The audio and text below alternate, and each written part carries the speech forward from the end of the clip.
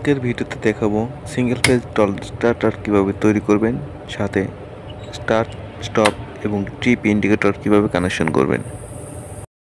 যখন এই স্টার্ট সুইচটা চাপ দেব, ম্যাগনেটিক কন্ডাক্টরটি অন হবে এবং মোটরটি চলতে থাকবে, সাথে সাথে এই স্টার্ট ইন্ডিকেটরটি জ্বলবে। আবার যখন স্টপ সুইচটি চাপ দিব, সাথে সাথে কন্ডাক্টরটি অফ হয়ে যাবে এবং মোটরটি অফ হয়ে যাবে এবং এই স্টপ ইন্ডিকেটরটি জ্বলবে।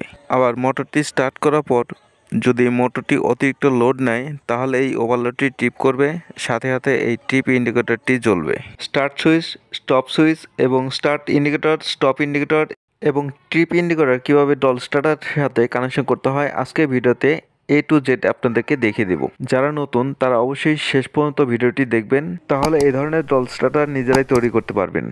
প্রথমে আমি ম্যাগনেটিক কন্ডাক্টরের সাথে ওভারলোডটি কানেক্ট করে নিচ্ছি।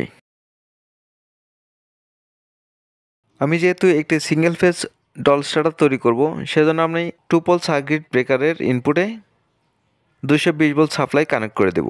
এমসিবির আউটপুট থেকে নিউট্রালটি নিয়ে কানেকশন করে দেব ম্যাগনেটিক কন্ডাক্টরের পাওয়ার কন্ট্যাক্টের ইনপুটে। এমসিবি থেকে আউটপুট ফেজটি নিয়ে কানেকশন করে দিব ম্যাগনেটিক কন্ডাক্টরের পাওয়ার কন্ট্যাক্টের ইনপুটে। এই ম্যাগনেটিক কন্ডাক্টরের 3টি পাওয়ার কন্ট্যাক্ট আমি ব্যবহার করব। ফেজের জন্য ডাবল কন্ট্যাক্ট ব্যবহার করব। এতে করে যদি কোনো কন্ট্যাক্ট মিসিং হয়ে যায়, তাহলে অন্য একটি কন্ট্যাক্ট দিয়ে ফেজটি আউটপুটে যাবে। এজন্য আমি একটি শর্ট পিস তার নিয়েছি। এই তারটি নিয়ে আমি দুটি কন্ট্যাক্ট একসাথে শর্ট করে দেব। এখন ওভারলোডের আউটপুটে আমি এই ফ্যান মোটরটি কানেকশন করব। এখানে যেহেতু আমি নিউট্রাল কানেকশন করেছি, তাই এই বরাবর আমি নিউট্রাল কানেকশন করে দেব। আর ওভারলোডের এখানে কানেকশন করে দিব ফেজ তারটি। ম্যাগনেটিক কন্ডাক্টরের ইনপুটে ফেজের জন্য আমি ডাবল কন্ট্যাক্ট ব্যবহার করেছি, তাই ওভারলোডের আউটপুটেও ফেজের জন্য ডাবল কন্ট্যাক্ট ব্যবহার করব। এতে করে আরেকটি সুবিধা হবে, ওভারলোডের যে কন্ট্যাক্টগুলো আছে এই কন্ট্যাক্টের লোড ব্যালেন্সগুলো সঠিক থাকবে। একটি সিঙ্গেল ফেজ মোটর চালানোর জন্য যে পাওয়ার কানেকশন করতে হয় সেটা কমপ্লিট। এখন আমি কন্ট্রোল কানেকশনটা করব। এখানে আমি একটি শর্ট পিস তার নিয়েছি। এই তারটি নিয়ে আমি ইনপুট থেকে ফেজটি নিয়ে নেব।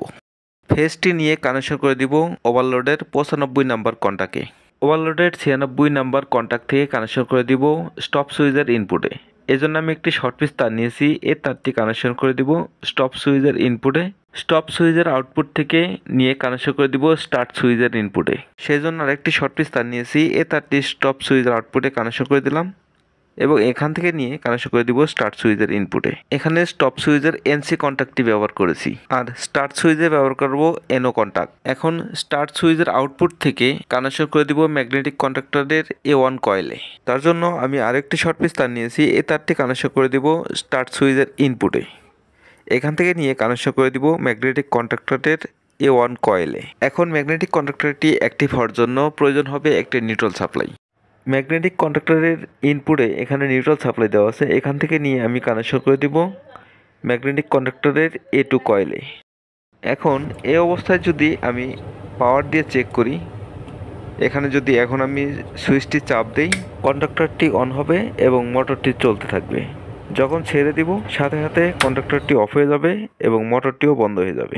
স্টার্ট সুইচ একবার চেপে ছেড়ে দিলে যেন মোটরটি চলতে থাকে, এই জন্য আমাদেরকে হোল্ডিং কানেকশন করতে হবে। এখন আমি হোল্ডিং কানেকশনটি করব। কন্ডাক্টর হোল্ডিং কানেকশন করার জন্য আমি একটি শর্ট পিস তার নিয়েছি। এই তারটি নিয়ে কানেকশন করে দিব স্টপ সুইচের আউটপুটে। স্টপ সুইচের আউটপুট থেকে নিয়ে কানেকশন করে দিব ম্যাগনেটিক কন্ডাক্টরের 14 নম্বর অক্সিলারি কন্ট্যাক্টে। আরেকটি শর্ট পিস তার নিয়েছি। এই তারটি কানেকশন করে দিব ম্যাগনেটিক কন্ডাক্টরের A1 কয়েলে।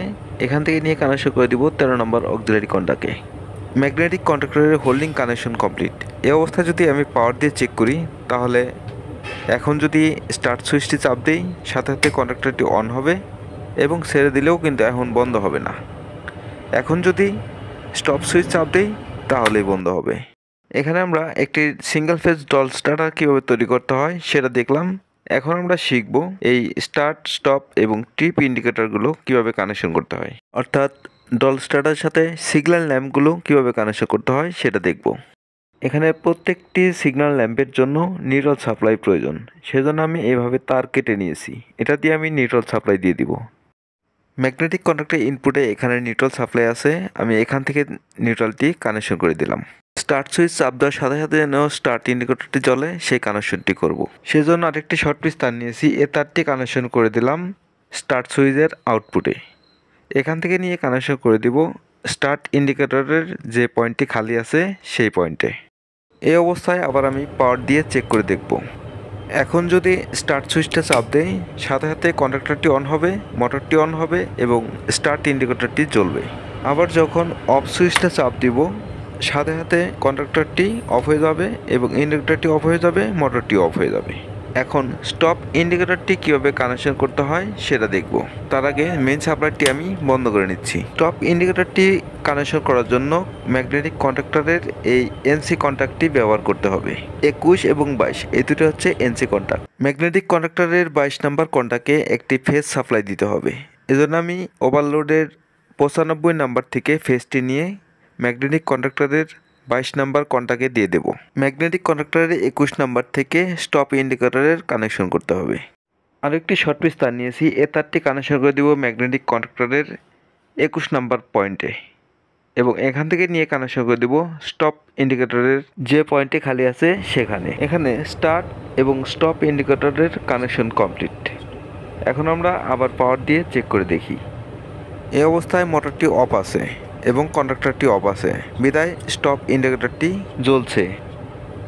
এখন যদি আবার স্টার্ট সুইচটি চাপ দেই, সাথে সাথে স্টপ ইন্ডিকেটরটি বন্ধ হয়ে যাবে এবং স্টার্ট ইন্ডিকেটরটি চলবে। কন্ডাক্টরটি অন হবে এবং মোটরটি চলতে থাকবে। আবার স্টপ করার সাথে সাথে মোটরটি বন্ধ হয়ে যাবে এবং স্টপ ইন্ডিকেটরটি জ্বলবে। স্টার্ট এবং স্টপ ইন্ডিকেটর কীভাবে কানেকশন করা হয় সেটা দেখলাম। এখন ওভারলোডের সাথে ট্রিপ ইন্ডিকেটর কীভাবে কানেকশন করা হয় সেটা দেখব। কানেকশন করার আগে এমসিবিটা আবার বন্ধ করে নিলাম। ট্রিপ ইন্ডিকেটরটি কানেকশন করব ওভারলোডের এনো কন্ট্যাক্টের সাথে। এখানে 98 এবং 97 হচ্ছে এনো কন্ট্যাক্ট। মোটরে অতিরিক্ত লোডের কারণে যখন ওভারলোডটি ট্রিপ করবে তখন এই এনো কন্ট্যাক্টটি ক্লোজ হয়ে যাবে, তখন ক্লোজ কন্ট্যাক্ট দিয়ে এই ইন্ডিকেটরটি জ্বলবে। তো প্রথমে 97 নাম্বারে একটি কমন সাপ্লাই দিতে হবে। আমি একটি শর্ট পিস তার নিয়েছি, এই তারটি নিয়ে ওভারলোডের 95 নাম্বার থেকে যে সাপ্লাইটি আছে ওই সাপ্লাইটি নিয়ে আমি এই 97 নাম্বারে কানেকশন করে দিলাম। এখন ওভারলোডের 98 নাম্বারের সাথে এই ইন্ডিকেটরটি কানেকশন করব। সেই জন্য আরেকটি তার নিয়েছি, এ তারটি কানেকশন করে দিলাম ওভারলোডের 98 নাম্বারে। এখান থেকে নিয়ে কানেকশন করে দিব ট্রিপ ইন্ডিকেটরের যে পয়েন্টটি খালি আছে সেই পয়েন্টে। ট্রিপ, স্টার্ট এবং স্টপ ইন্ডিকেটর কানেকশন কমপ্লিট। এখন যদি স্টার্ট সুইচটি চাপ দেই তাহলে এই ইন্ডিকেটরটি জ্বলবে এবং ম্যাগনেটিক কন্ডাক্টরটি অন হবে এবং মোটরটি চলবে। আবার যখন স্টপ সুইচটি চাপ দিব তখন ম্যাগনেটিক কন্ডাক্টরটি অফ হয়ে যাবে, মোটরটি অফ হয়ে যাবে এবং এই ইন্ডিকেটরটি জ্বলবে। রানিং অবস্থায় এই ওভারলোডটি ট্রিপ করলে তাহলে এই ট্রিপ ইন্ডিকেটরটি জ্বলবে। সমস্ত কানেকশন কমপ্লিট। এখন আমি সার্কিট ব্রেকারটি অন করে দিলাম। কন্ট্যাক্টরটি অফ আছে বিদায় অফ সিগন্যালটি জ্বলছে। যখনই এই স্টার্ট সুইচটা চাপ দিব ম্যাগনেটিক কন্ট্যাক্টরটি অন হবে এবং সাথে সাথে মোটরটি চালু হবে এবং এই ইন্ডিকেটরটি জ্বলবে। আবার যখন স্টপ সুইচটি চাপ দিব সাথে সাথে ম্যাগনেটিক কন্ট্যাক্টরটি অফ হয়ে যাবে, মোটরটি অফ হয়ে যাবে এবং স্টপ ইন্ডিকেটরটি জ্বলবে।